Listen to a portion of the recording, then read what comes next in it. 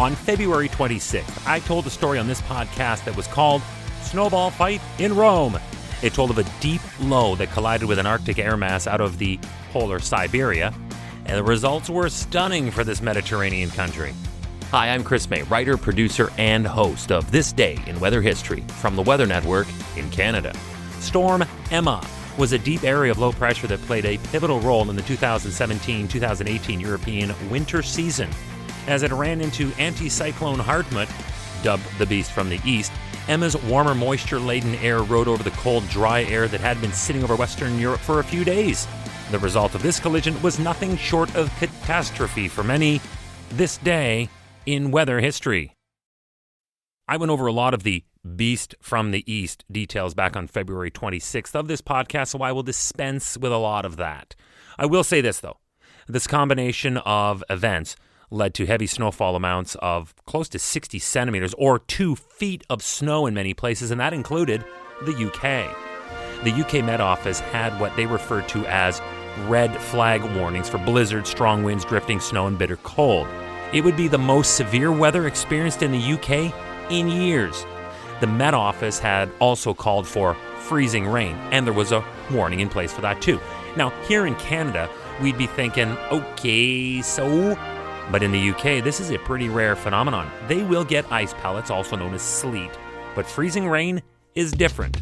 Unlike ice pellets that fall as wee chunks of ice, freezing rain starts as snow, ice, or hail, and then as it falls at its critical velocity from the towering storm cloud from whence it originated, it will experience friction and melt as it falls through a layer of relatively warmer air before passing through a much colder air layer closer to the surface or the ground.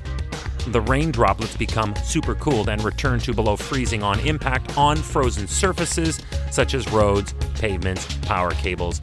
We see this all the time in Canada. We know how dangerous this can be, therefore, and we are therefore relatively prepared for it. This was simply not the case in the UK on this occasion.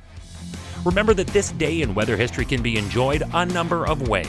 Right now, you are listening to the full version of today's podcast on your favorite podcast provider. But there's also the daily podcast video short. They're shot right here in my podcast recording studio, so you get that perspective, and oftentimes they will include visuals from that day's event from when it happened. So after listening to the full story, go to check out the podcast video short on television or online at theweathernetwork.com/weather history. Storm Emma, as it was named by the Portuguese Weather Service, moved in from the south, and it brought heavy snow with gusts of more than 60 miles per hour. That's almost 100 kilometers per hour. And it was, and I quote, bloody cold, end quote. The worst affected areas were southwest England and southern Wales, and they were under a highly unusual red weather warning as well. It brought cold air with temperatures as low as minus 11 Celsius, also known as 12 Fahrenheit in Nairnshire. It brought widespread disruption to the worst affected regions. UK roads, railways, and airports were hit hard by snow for 3 straight days, stranding thousands of drivers across the country in freezing temperatures and closing thousands of schools. Police urged people not to travel. They called in the military to rescue drivers who had been stuck for several hours on major roadways, and several forces were forced to declare what they term in the UK a major incident. I can only assume that that is what we would call here a state of emergency. It's just that the English are far more civilized and non-dramatic with their references, really. But it was an emergency, any way you cut it. Police said about 100 vehicles were stuck in snow at 2 separate locations, including a tour bus full of senior citizen passengers being stuck on a freezing cold road for 8 hours in this chaos. As well as disruption, it was also a deadly event. A 7-year-old girl died after a car crashed into her house in Cornwall. While in Leeds, a 75-year-old woman was found unresponsive, partially hidden beneath a car in a snowy street. And in the south, a 46-year-old man succumbed to his injuries when his car slid and lost control on the icy roads in a crash with a delivery truck in Berkshire. Added to this sad tally were 2 teenage boys who were trapped when a tree fell on them in Blackley, Manchester. Firefighters used a chainsaw and other precision-cutting gear to release the pair. They were taken to hospital, but thankfully, although they suffered serious injuries, those injuries were not life-threatening. Yet among the loss of life, there was a miraculous start of one in this storm under brutal conditions when a woman gave birth to a baby girl in a car on the roadside in Durham.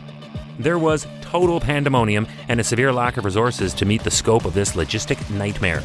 The NHS had to appeal for people who owned an automobile with 4x4 traction to please assist in driving healthcare workers to visit vulnerable patients. Again, the frontline workers saved the day with a little help from their friends. This day in weather history. Okay, you'll forgive me the Beatles reference to close a story from England, won't you?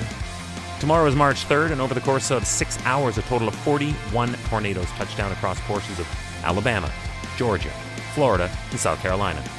You'd think there is no way anything survives this, but tomorrow's episode is called The House That Survived a Tornado for a Reason.